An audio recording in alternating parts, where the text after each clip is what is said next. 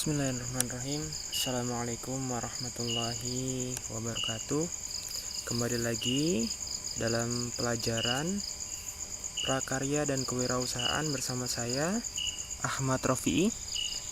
Pada pertemuan kali ini kita masuk dalam bab kedua, yaitu tentang kerajinan lokal non benda. Baik, para santri sekalian, langsung saja. Nah, dalam tujuan pembelajaran kali ini, setelah mempelajari materi ini, siswa mampu untuk yang pertama adalah mendeskripsikan karya kerajinan ragam budaya non benda. Kemudian yang kedua, yakni memahami proses desain dan membuat kerajinan dengan inspirasi budaya non benda berdasarkan identifikasi kebutuhan sumber daya, teknologi, dan prosedur berkarya. Yang ketiga, menerapkan simbol inspirasi budaya non benda berdasarkan identifikasi kebutuhan sumber daya, teknologi dalam berkarya kerajinan. Dan yang keempat adalah mempresentasikan dan memasarkan kerajinan dengan inspirasi budaya non benda dengan perilaku jujur dan percaya diri. Baik, langsung saja. Nah, di sini tergambar wilayah negeri kita, Nusantara. Ada beberapa daerah-daerah kepulauan dan pulau, dari ujung Sumatera hingga ke Papua. Baik, Nusantara sebagai sumber gagasan banyak sekali dan beragam budaya, baik itu tari-tarian, kemudian cerita rakyat, kemudian lain-lainnya yang ada di Nusantara karena berbeda wilayah, suku, dan daerah. Baik, di bagian barat kita, Sumatera, ada tari-tarian yang namanya tari piring. Kemudian di bagian Cirebon ini ada namanya tari topeng. Selanjutnya di bagian tengah negeri kita ada tari-tarian Dayak, suku Dayak. Selanjutnya ada budaya lokal dari Bali. Kemudian di Sulawesi ada namanya tarian Pakarena. Selanjutnya di bagian timur ini ada namanya kebudayaan bambu gila dan tarian yang ada di wilayah Papua. Nah, baik, selanjutnya kita harus mengenal jenis kerajinan lokal non benda. Nah, apa saja? Berupa legenda, kemudian pantun, cerita rakyat, tarian dan musik daerah, dan yang terakhir adalah upacara adat. Nah, ini berupa legenda. Legenda ini cerita yang sudah menjadi turun-temurun.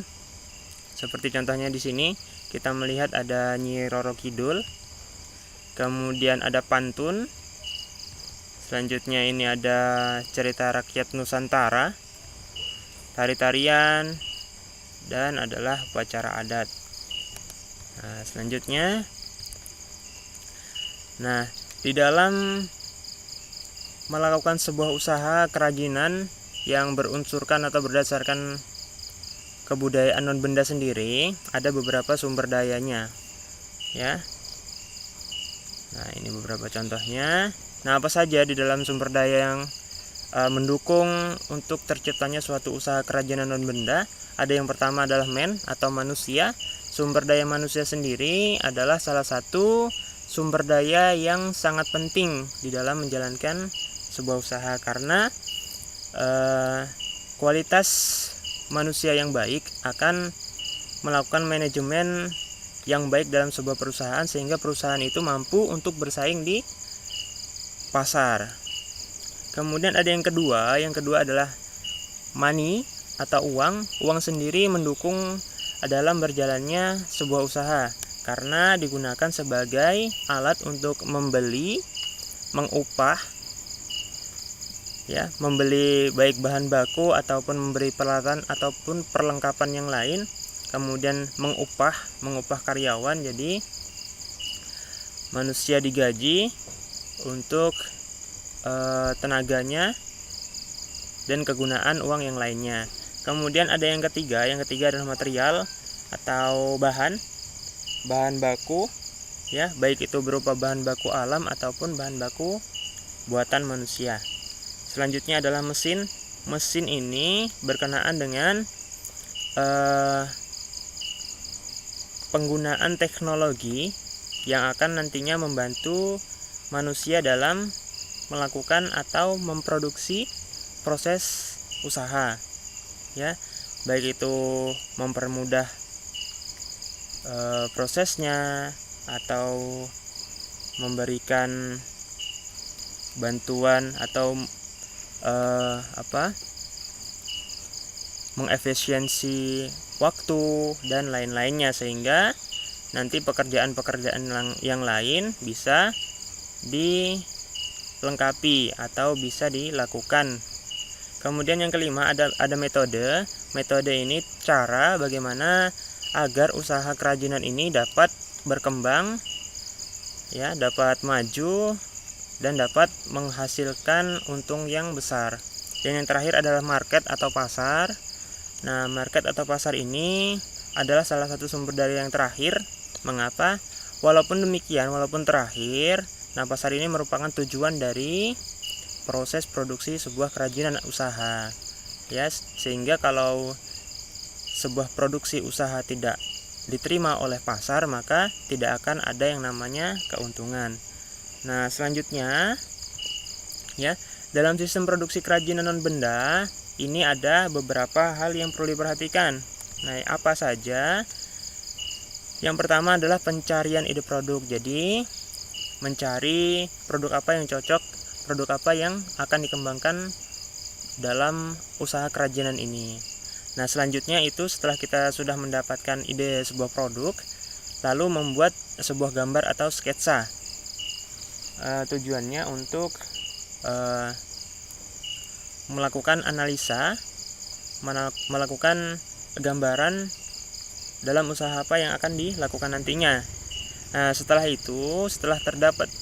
kita dapat beberapa gambaran atau beberapa sketsa tadi, kemudian kita harus memilih mana ide yang terbaik di antara ide-ide yang baik tadi. Nah, setelah ditemukan ide yang terbaik, selanjutnya adalah prototyping atau produksi. Nah, selanjutnya setelah kita sudah lakukan produksi atau pembuatan kerajinan, maka ada perencanaan produksi. Nah, perencanaan produksi sendiri dilakukan untuk menganalisa untung atau tidaknya nanti sebuah kerajinan yang produksi ini. Nah, baik, itu saja mungkin dalam kesempatan kali ini, semoga bermanfaat. Terima kasih kepada para santri. Tetap jaga kesehatan. Wassalamualaikum warahmatullahi wabarakatuh.